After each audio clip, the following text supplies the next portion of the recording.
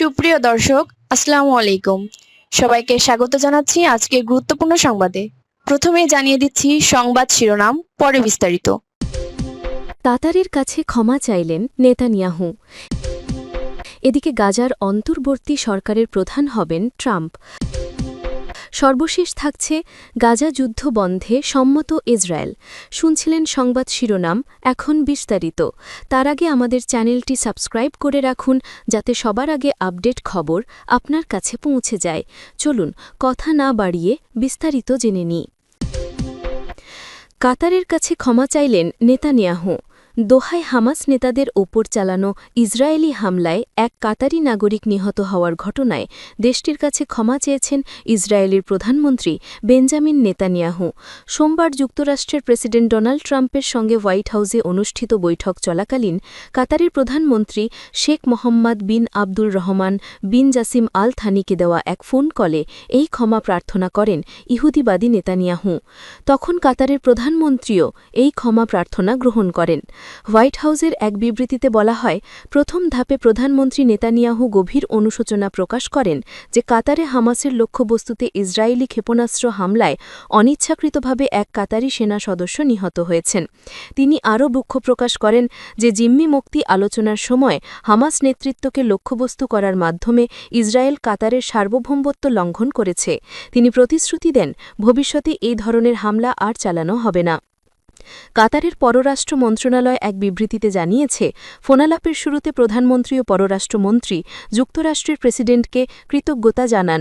তিনি কাতারের বিরুদ্ধে আগ্রাসনের পুনরাবৃত্তি রোধে নিশ্চয়তা দিয়েছেন এবং কাতারের সঙ্গে প্রতিরক্ষা অংশীদারিত্বে যুক্তরাষ্ট্রের অঙ্গীকার পুনর্ব্যক্ত করেছেন। মন্ত্রণালয় আরও জানায়, ফোনালাপি ইসরায়েলি প্রধানমন্ত্রী হামলার জন্য এবং কাতারের সার্বভৌমত্ব লঙ্ঘনের জন্য ক্ষমা প্রার্থনা করেন। তিনি প্রতিশ্রুতি দেন, ভবিষ্যতে আর কখনো কাতারের ভূখণ্ডকে লক্ষ্যবস্তু করা হবে না। নেতানিয়াহুর অফিসিয়াল এক্স অ্যাকাউন্টেও একটি বিবৃতি প্রকাশ করা হয়। এতে তিনি কাতারি প্রধানমন্ত্রীকে বলেন, মাননীয় প্রধানমন্ত্রী, আমি চাই আপনি জানেন যে আমাদের হামলায় আপনার এক নাগরিক নিহত হওয়ায় ইসরায়েল অনুতপ্ত। আমি আপনাকে নিশ্চিত করতে চাই যে ইসরায়েল কাতারিদের নয়, বরং হামাসকে লক্ষ্যবস্তু করেছিল। আমি আরও আশ্বস্ত করতে চাই যে ভবিষ্যতে আপনার সার্বভৌমত্ব লঙ্ঘনের কোনো পরিকল্পনা নেই ইসরায়েলের। আমি প্রেসিডেন্টকে সেই প্রতিশ্রুতি দিয়েছি। ৯ সেপ্টেম্বর ইসরায়েলের ওই হামলায় অন্তত ৫ জন নিম্নপদস্থ হামাস মনসুল এবং এক কাতারি সেনা কর্মকর্তা নিহত হন। হামলাটি মূলত সিনিয়র হামাস নেতাদের লক্ষ্যবস্তু করে চালানো হয়েছিল। তবে শীর্ষ নেতারা এই হত্যাচেষ্টা থেকে বেঁচে যান। জাতিসংঘ মহাসচিব অ্যান্টোনিও গুতেরেস দোহাই এই হামলাকে কাতারের সার্বভৌমত্ব ও ভৌগোলিক অখণ্ডতার স্পষ্ট লঙ্ঘন হিসেবে নিন্দা জানান। হামলার কিছুদিন পর দোহায় প্রায় ৬০টি মুসলিম দেশ একত্র হয়ে কাতারের প্রতি সংহতি প্রকাশ করে। এদিকে গাজার অন্তর্বর্তী সরকারের প্রধান হবেন ট্রাম্প। ফিলিস্তিনের অবরুদ্ধ গাজা উপত্যকায় যুদ্ধবন্ধে ২০ দফা প্রস্তাব প্রকাশ করেছেন যুক্তরাষ্ট্রের প্রেসিডেন্ট ডোনাল্ড ট্রাম্প। এতে সমর্থন জানিয়েছেন ইসরায়েলি প্রধানমন্ত্রী বেঞ্জামিন নেতানিয়াহু। এর মাধ্যমে গাজায় যুদ্ধবন্ধে রাজি হয়েছে ইহুদিবাদীরা। তবে গাজাভিত্তিক স্বাধীনতাকামী সশস্ত্র গোষ্ঠী হামাস এখনও প্রস্তাবের বিষয়ে প্রতিক্রিয়া জানায়নি। তবে প্রেসিডেন্ট ট্রাম্প বলেছেন, তিনি শুনতে পাচ্ছেন হামাস হইতে রাজি হবে, আর হামাস এই যুদ্ধবিরতিতে রাজি হলে ৭২ ঘণ্টার মধ্যে ইসরায়েলি জীবিত ও মৃত সব জিম্মিকে মুক্তি দেওয়ার মাধ্যমে গাজায় স্থায়ী যুদ্ধবিরতি হবে। আর এরপরই হামাসকে গাজার নিয়ন্ত্রণ পুরোপুরি ছেড়ে দিতে হবে। এরপর গাজায় গঠিত হবে একটি সরকার বা প্রশাসন, আর এই প্রশাসনের প্রধান হবেন মার্কিন প্রেসিডেন্ট ডোনাল্ড ট্রাম্প নিজে। সোমবার হোয়াইট হাউসে ইসরায়েলি প্রধানমন্ত্রীর সঙ্গে বৈঠকের পর ট্রাম্প এ তথ্য জানান। তিনি বলেন, আন্তর্জাতিক সম্প্রদায়কে নিয়ে তৈরি এই অন্তর্বর্তী সরকারের নাম হবে দ্য বোর্ড অফ পিস বা শান্তি প্রশাসন, যেটির প্রধানের দায়িত্বে থাকবেন তিনি। ট্রাম্প জানান, আরব ও ইসরায়েলিদের অনুরোধেই তিনি এই দায়িত্ব নিচ্ছেন। ট্রাম্পের ঘোষিত ২০ দফার ৯ দফাতেও অন্তর্বর্তী প্রশাসনের প্রধান হিসেবে ট্রাম্প থাকার বিষয়টি স্পষ্ট করা হয়েছে। এতে বলা হয়, গাজা একটি প্রযুক্তিনির্ভর অরাজনৈতিক ফিলিস্তিনি কমিটির অস্থায়ী শাসনের অধীনে পরিচালিত হবে। গাজার জনগণের দৈনন্দিন জনপরিষেবা ও পৌরসভার কার্যক্রম পরিচালনার দায়িত্বে থাকবে তারা। এই কমিটিতে যোগ্য ফিলিস্তিনি এবং আন্তর্জাতিক বিশেষজ্ঞরা থাকবেন। এটি তদারকি ও নজরদারি করবে একটি নতুন আন্তর্জাতিক অস্থায়ী প্রতিষ্ঠান পিস বোর্ড, যার নেতৃত্ব ও সভাপতিত্ব করবেন ট্রাম্প। ট্রাম্পের নেতৃত্বাধীন এই অন্তর্বর্তী সরকারে অন্য বৈশ্বিক নেতারাও থাকবেন, যার মধ্যে প্রাক্তন ব্রিটিশ প্রধানমন্ত্রী টনি ব্লেয়ারের নাম রয়েছে। 2003 সালে প্রধানমন্ত্রী থাকাকালীন ব্রিটিশ সনদের ইরাকে হামলার নির্দেশ দিয়েছিলেন টনি ব্লেয়ার। এ কারণে তাকে ইরাকের কসাই হিসেবেও অনেকে অভিহিত করে থাকেন। গাজার নতুন অন্তর্বর্তী সরকার বিশ্বব্যাংকের সঙ্গে কাজ করবে। এছাড়াও তারা ফিলিস্তিনিদের মধ্য থেকে যোগ্য ব্যক্তিদের বাছাই করে পরবর্তীতে গাজায় ফিলিস্তিনিদের নেতৃত্বাধীন একটি সরকার গঠন করবেন। সঙ্গে গাজায় একটি সুশৃঙ্খল পুলিশ বাহিনী গঠন করে তাদের উন্নত প্রশিক্ষণ দেওয়া হবে। এই সরকারের দায়িত্ব থাকবে গাজা ও হামাসকে পুরোপুরি নিরস্ত্রীকরণ করা। সর্বশেষ থাকছে গাজা যুদ্ধ বন্ধে সম্মত ইসরায়েল।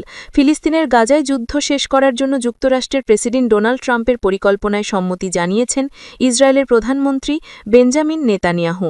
সোমবার বেসেতিনের গাজা যুদ্ধ বন্ধ ও জিম্মি মুক্তি সংক্রান্ত 20 দফা প্রস্তাব প্রকাশ করেন ট্রাম্প। এরপরেতে সম্মতি জানিয়েছেন নেতানিয়াহু। প্রস্তাবে সম্মতি জানিয়ে নেতানিয়াহু বলেন, আমি বিশ্বাস করি আজ আমরা গাজায় যুদ্ধর অবসান ঘটানোর পাশাপাশি মধ্যপ্রাচ্যে প্রান্তি প্রতিষ্ঠার অগ্রগতি করছি। এই প্রভাব মধ্যপ্রাচ্যের বাইরেও পড়বে। ট্রাম্পকে উদ্দেশ্য করে তিনি বলেন, আমি আপনার গাজায় যুদ্ধ শেষ করার পরিকল্পনাকে সমর্থন করি, যেটি আমাদের যুদ্ধের লক্ষ্যগুলো অর্জনে সাহায্য করে। এটি আমাদের সমস্ত বন্দীকে ইসরায়েলে ফিরিয়ে আনবে, হামাসের সামরিক ক্ষমতা এবং তার রাজনৈতিক শাসনকে অচল করে দেবে এবং নিশ্চিত করবে যে গাজা কখনোই ইসরায়েলের জন্য হুমকি হবে না।